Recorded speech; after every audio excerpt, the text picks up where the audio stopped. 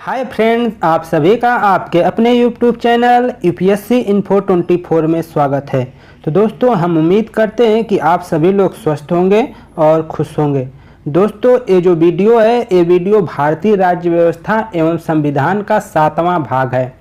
तो स्टार्ट करते हैं। पहला नंबर क्वेश्चन है दोस्तों, अस्पृश्यता, छुआछूत को अंत करने और इसे दंडनीय अपराध मानने का अपराध भारतीय संविधान के किस अनुच्छेद में है? आंसर हो जाएगा अनुच्छेद 17 में। अनुच्छेद 17 कहता है कि आप किसी भी व्यक्ति के साथ छुआछूत का व्यवहार नहीं कर सकते हैं। ये मतलब कि भेदभाव किसी प्रकार का आप किसी व्यक्ति से नहीं कर सकते हैं कि वह व्यक्ति किसी कास्ट, किसी धर्म, किसी जाति या किसी लिंग के आधार पर किसी से आप अस्पृश्यता, छुआछूत का व्यवहार नहीं कर सकते हैं। अगर आप ऐसा व्यवहार करते हैं तो आप एक गुनाह कर रहे हैं जिसको अपराध की श्रेणी में माना जाएगा और आप उसके भागी बनेंगे, तो आपको दंड भी दिया जा सकता है। तो इसलिए छुआछूत को दंडनीय अपराध माना गया है और इसका अंत भी किया गया है। तो एक किस अनुच्छेद में किया गया है? तो आंसर हो जाएगा अनुच्छेद 17 में। ये बार बार क्वेश्चन पूछा गया है। अगला है नंबर 2 क्वेश्चन, देखिए। सार्वजनिक संपत्ति को सुरक्षित रखें और हिंसा से दूर रहें। सार्वजनिक संपत्ति को सुरक्षित रखें और हिंसा से दूर रहें, इस प्रावधान का उल्लेख कहाँ किया गया है? आंसर हो जाएगा अनुच्छेद 51A(F) में, जो संविधान संशोधन द्वारा मूल कर्तव्य के हिस्से में 1976 में जोड़ा गया। तो इसका उल्लेख किसमें किया गया है? अनुच्छेद 51A(F) में। ये याद रखेंगे। अगला है प्राकृतिक पर्यावरण का जिसके अंतर्गत वन, झील, नदी और वन्य जीव है रक्षा करे और संवर्धन करे तथा प्राणी मात्र के प्रति दया भाव रखे। यह प्रावधान संविधान में कहाँ उल्लिखित है? तो अनुच्छेद 51AG में। अनुच्छेद 51AG में इस बात का जिक्र किया गया है कि आपको प्राकृतिक पर्यावरण के अंतर्गत जो चीज़ें आती है, वन, झील, नदी और वन्य जीव, उनका रक्षा करें और संवर्धन करें तथा प्राणी मात्र के प्रति दया भाव रखें। ये आपका मौलिक कर्तव्य के अंतर्गत आता है। तो मौलिक कर्तव्य के किस अनुच्छेद के अंतर्गत आ रहा है? तो अनुच्छेद 51AG में। ये भी याद रखेंगे। अगला है क्वेश्चन नंबर 4, राष्ट्रपति अपना पद ग्रहण करने से पूर्व किसके समक्ष शपथ लेता है? राष्ट्रपति अपना पद ग्रहण करने से पूर्व किसके समक्ष शपथ लेता है, ये आपको बताना है। तो आंसर हो जाएगा संविधान के अनुच्छेद 60 के तहत उच्चतम न्यायालय के मुख्य न्यायाधीश या उसकी अनुपस्थिति में ज्येष्ठतम न्यायाधीश के समक्ष। जो संविधान है, संविधान के अनुच्छेद 60 के तहत राष्ट्रपति जो है उच्चतम न्यायालय के मुख्य न्यायाधीश या उच्चतम न्यायालय के मुख्य न्यायाधीश नहीं है, तो जो न्याय वरिष्ठ होगा उसके समक्ष क्या लेंगे? शपथ ग्रहण करेंगे राष्ट्रपति। अगला क्वेश्चन है, राष्ट्रपति अपने पद से अवधि के पूर्व त्याग पत्र किसे सौंपता है?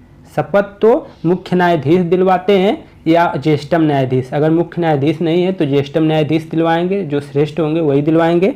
लेकिन उनको त्याग पत्र किसको सौंपेंगे? यहाँ पे 2 क्वेश्चन होता है, तो इसको ध्यान रखेंगे। राष्ट्रपति अपने पद के से अवधि के पूर्व त्याग पत्र किसे सौंपता है? अगर सौंपना हो तो किसे सौंपेगा? उसका अभी पद समाप्त नहीं हुआ और त्याग पत्र देना चाह रहे हैं राष्ट्रपति, तो किनको देंगे?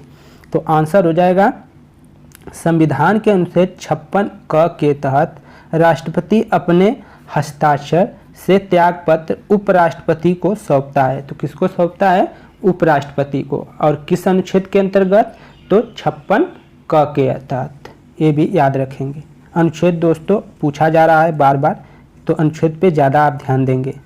भारत के राष्ट्रपतियों में से एक कौन राष्ट्रपति थे जो बिहार के गवर्नर भी रह चुके थे? तो कौन थे? आंसर हो जाएगा डॉक्टर जाकिर हुसैन। आंसर क्या हो जाएगा? डॉक्टर जाकिर हुसैन। 7 नंबर देखिए, न्यायालय के किसी न्यायाधीश के विरुद्ध शिकायत करने का अधिकार किसे प्राप्त है? न्यायालय के किसी न्यायाधीश के विरुद्ध शिकायत करने का अधिकार किसे प्राप्त है? आंसर हो जाएगा केवल मुख्य न्यायाधीश को। अगला है 8 नंबर, भारतीय निर्वाचन आयोग की शक्तियों को संरक्षण कौन प्रदान करता है? भारतीय निर्वाचन आयोग की शक्तियों को संरक्षण कौन प्रदान करता है? तो आंसर हो जाएगा भारत का संविधान। आंसर क्या हो जाएगा? भारत का संविधान। 9 नंबर क्वेश्चन देखिए, हमारे संविधान के किस अनुच्छेद में स्वतंत्रता के अधिकार की गारंटी की गई है? स्वतंत्रता के अधिकार की, तो आंसर हो जाएगा अनुच्छेद 19। अनुच्छेद क्या है? 19, ये आपको ध्यान रखना है। 10वां नंबर, भारत में सन 1975 से 1977 के मध्य आपातकाल की घोषणा हुई थी। तो घोषणा हुई थी किसके अंतर्गत किया गया था? तो संविधान के अनुच्छेद 352 के अंतर्गत आपातकाल की घोषणा किया गया था। 375 से 1975 से 1977 के मध्य आपात की घोषणा हुई थी। तो 21 अनुच्छेद के तहत हुआ था, अनुच्छेद 352 के अंतर्गत। उस समय इमरजेंसी लगाया गया था, इंदिरा गांधी जी प्रधानमंत्री थी। भारतीय संविधान की कौन सी धारा अल्पसंख्यकों को अपनी पसंद की शैक्षिक संस्थाओं को स्थापित तथा प्रशासित करने का अधिकार देती है? तो कौन सा धारा है? धारा 30(1). धारा 30(1) भारतीय संविधान की ये धारा है जो अल्पसंख्यकों को अपनी पसंद की जो शैक्षणिक संस्थान है उनको स्थापित करना और उनको चलाने का क्या है? अधिकार देती है। अगला है, जयप्रकाश नारायण ने किस प्रकार के लोकतंत्र को अपनाने का सुझाव दिया था? जयप्रकाश नारायण ने किस प्रकार के लोकतंत्र को अपनाने का सुझाव दिया था फ्रेंड्स? तो आंसर हो जाएगा दल विहीन लोकतंत्र। दल विहीन लोकतंत्र। अगला है, कोई विधेयक वित्त विधेयक है अथवा नहीं, इसका निर्णय कौन करता है? तो आंसर क्या हो जाएगा? लोकसभा अध्यक्ष। जो लोकसभा अध्यक्ष होते हैं वही क्या करते हैं? इसका निर्णय लेते हैं कि ये धन विधेयक है कि नहीं। और इस समय ओम बिरला हैं हमारे लोकसभा अध्यक्ष, ये याद रखेंगे। भारतीय संविधान में न्याय शब्द का उल्लेख कहाँ पर है? भारतीय संविधान में न्याय शब्द का उल्लेख कहाँ पर है? तो आंसर हो जाएगा प्रस्तावना में। क्वेश्चन कई बार पूछा है दोस्तों। 15 का देखिए, भारत राज्यों का संघ होगा, यह किस अनुच्छेद के अंतर्गत घोषित है? तो अनुच्छेद 1 के अंतर्गत। अनुच्छेद 1 के अंतर्गत घोषित है। अगला है 16 नंबर, संविधान में राष्ट्रपति को राजभाषा से संबंधित सलाह देने के लिए एक आयोग की नियुक्ति का उपबंध है। यह अनुच्छेद किसमें निहित है? ये बताना है। तो अनुच्छेद 344 में ये क्या है? निहित है। 344 और 343 में हिंदी को राज्य भाषा माना गया है। ठीक है। अगला है,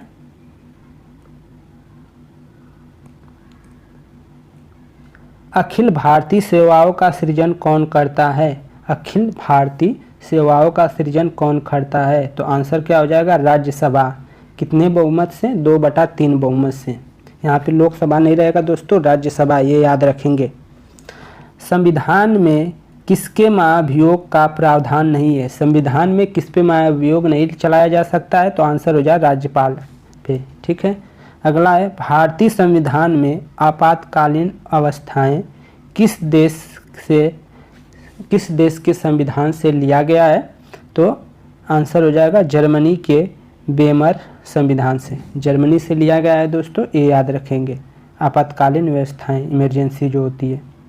अगला है 20 नंबर, भारतीय संसद के दोनों सदनों द्वारा पारित बिल को राष्ट्रपति किन अनुच्छेद के अंतर्गत अपनी स्वीकृति देने से रोक सकता है? भारतीय संसद के दोनों सदनों द्वारा पारित बिल को राष्ट्रपति किस अनुच्छेद के अंतर्गत अपनी स्वीकृति देने से रोक सकता है? तो आंसर हो जाएगा अनुच्छेद 111 के तहत। अनुच्छेद 111 के अंतर्गत क्या है? रोक सकता है राष्ट्रपति। किस संविधान संशोधन अधिनियम द्वारा संपत्ति के अधिकार को मूल अधिकार की श्रेणी से निकाल दिया गया? तो आंसर क्या हो जाएगा? 44वां संविधान संशोधन अधिनियम द्वारा। 44वें संविधान संशोधन द्वारा संपत्ति के अधिकार को मूल अधिकार की श्रेणी से निकाल दिया गया है। अगला है 22 नंबर, संविधान के अनुच्छेद 17 व 18 क्या प्रदान करते हैं? तो आंसर क्या हो जाएगा? सामाजिक समानता। सामाजिक समानता। 23 नंबर क्वेश्चन है फ्रेंड्स, संविधान के किस अनुच्छेद के अंतर्गत उच्च न्यायालय मौलिक अधिकारों के कार्यान्वयन के लिए आदेश दे सकता है? संविधान के किस अनुच्छेद के अंतर्गत उच्च न्यायालय मौलिक अधिकारों के कार्यान्वयन के लिए आदेश दे सकता है? आंसर क्या हो जाएगा? अनुच्छेद 226 के अंतर्गत। अनुच्छेद 226 के अंतर्गत। संसद के किस सदन में राष्ट्रपति के विरुद्ध महाभियोग चलाया जा सकता है? तो आंसर हो जाएगा दोनों सदनों में से किसी भी सदन में। दोनों सदनों में से किसी भी सदन में, चाहे लोकसभा या राज्यसभा, किसी भी सदन में क्या हो सकता है? राष्ट्रपति के विरुद्ध महाभियोग लाया जा सकता है। आखिरी क्वेश्चन है 25 नंबर, संविधान के किस अनुच्छेद द्वारा भारत के नागरिकों को वयस्क मताधिकार प्रदान किया गया है? तो अनुच्छेद 326 के द्वारा। ये बहुत इंपॉर्टेंट क्वेश्चन है। संविधान के किस अनुच्छेद द्वारा भारत के नागरिकों को वयस्क मताधिकार प्रदान किया गया है?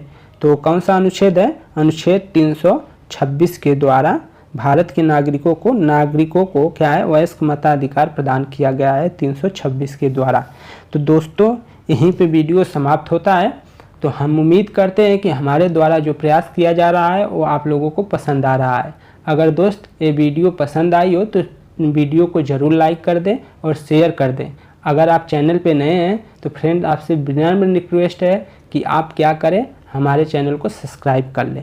तो दोस्तों नमस्कार, शुभ रात्रि।